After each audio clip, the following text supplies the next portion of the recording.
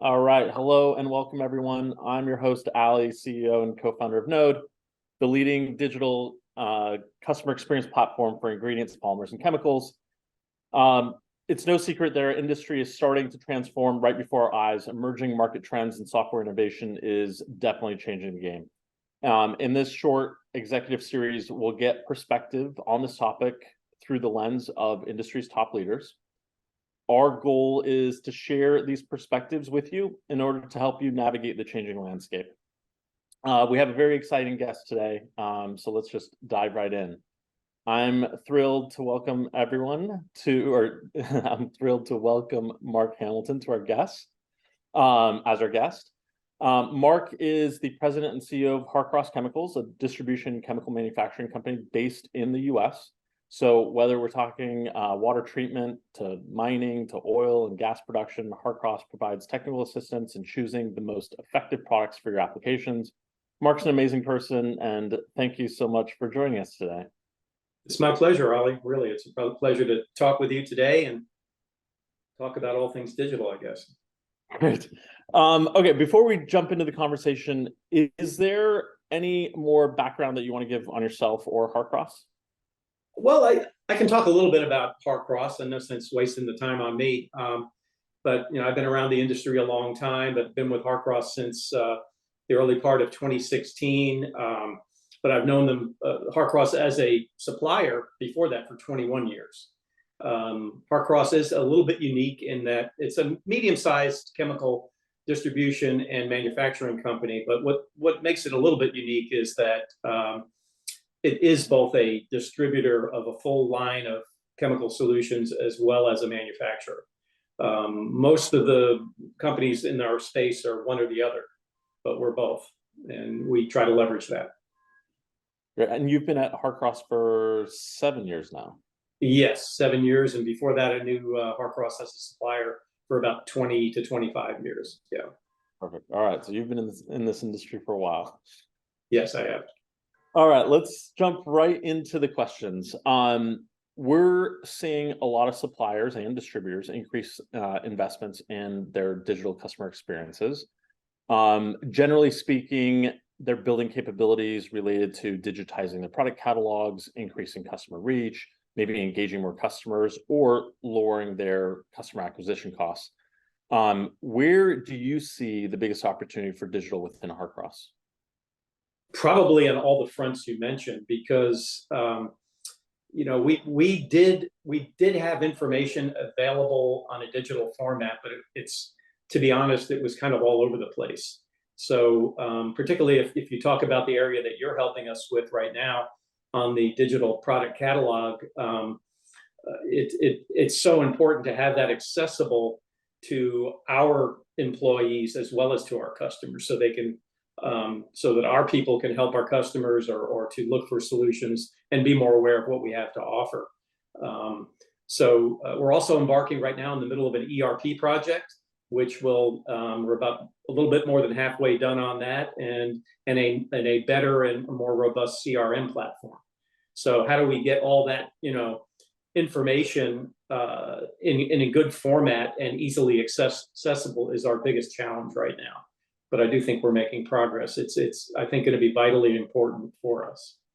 That's a lot to bite off simultaneously, so good on you. Yeah. Well, we kind of had to be honest.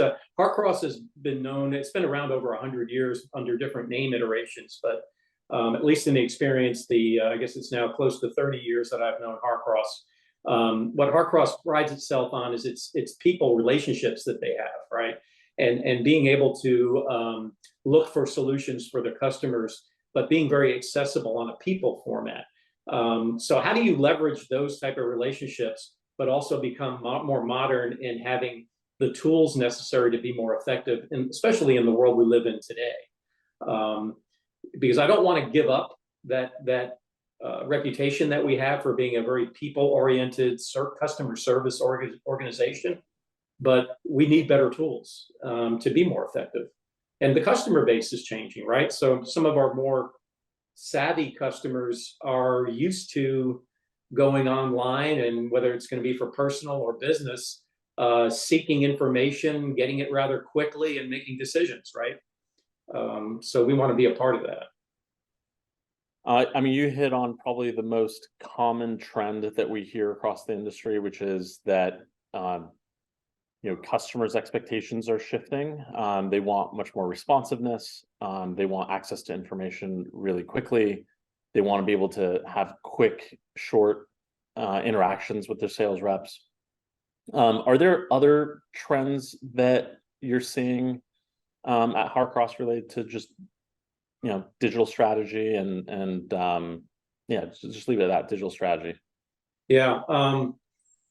Probably the thing that we're hearing a lot about right now, both you and I, is artificial intelligence, right? And where that's going to take us. So I'm trying to keep an eye on that as well, and have our folks keep an eye on that, because there may be a lot of opportunities, as scary as that is in some ways, to utilize that to make our response even more effective and faster. And I'm sure you are too, Ollie, looking at ways to make your platform more responsive using that.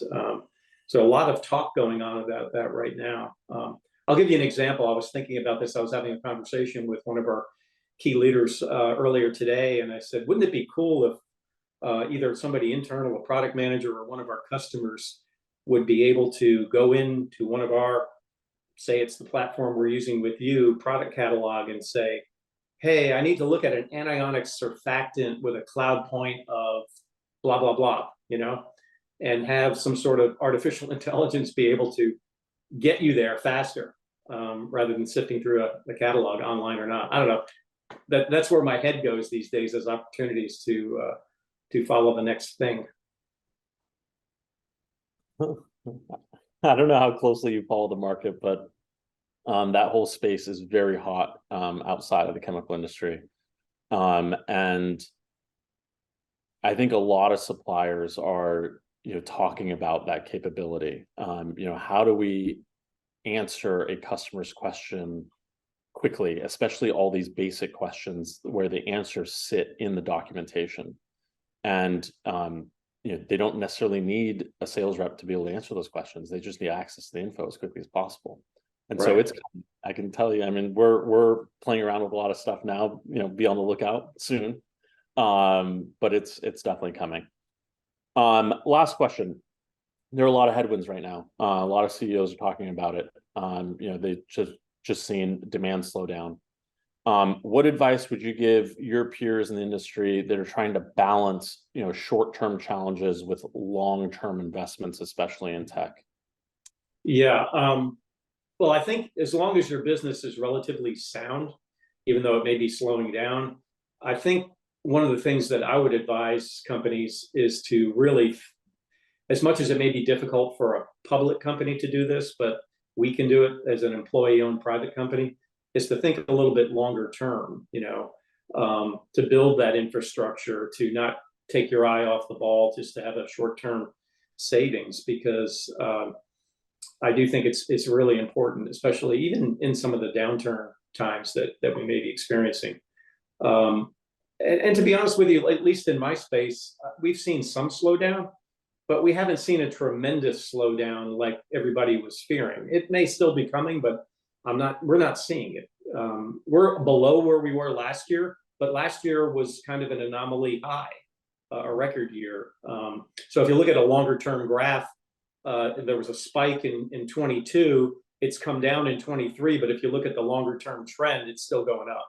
So my advice would be to not give up on things that are going to make you more effective and efficient in the longer term, within reason. You can't, break the bank, but yeah. I can't agree with you more. I mean, we have to be in these conversations all the time with suppliers where, when the times are really good, they are just not wanting to invest, and when times aren't good, they also don't really want to invest for the long term. And so I'm very glad to hear you say what you did. But it is changing. I think that, as more CEOs are watching their competitors and some of the things that they're building and talking to customers about, I think it's putting a lot of pressure on folks to invest regardless of, the short-term sort of environment. but I'm glad you guys aren't feeling the impact like some others are. Yeah, it's so far, I'll knock on some wood here, but so far we're looking pretty strong. But the challenge is still going to remain with us. We have somewhere around 5,500 SKUs of products that we'd like to get in front of our customers and get in front of our own people to be aware of we have those to offer. So it's going to take some digital help to get us there. And then not only have those available to choose from, but have ways, digitally that people can place an order, track an order, just like we do in our personal lives. It's a week doesn't go by that I don't hit Amazon for something, so it's, I don't think we'll quite get there because we're in a chemical space with a lot more regulation and things like that, but it's got to get more efficient and better and faster. No doubt. 5 years ago, I think there was still a lot of questions around maybe the industry is just different than all the other markets, but I think now it's just a matter of just when, and things are certainly accelerating. That's it. We're at the end. Thank you so much for joining us, Mark. Any final comments as we wrap up? Not that I can think of, other than, like I said, I can't stop thinking about the AI type opportunities. Of course, like you said, the markets are all abuzz with it, and sometimes they can get a little ahead of themselves. But boy, there's so much.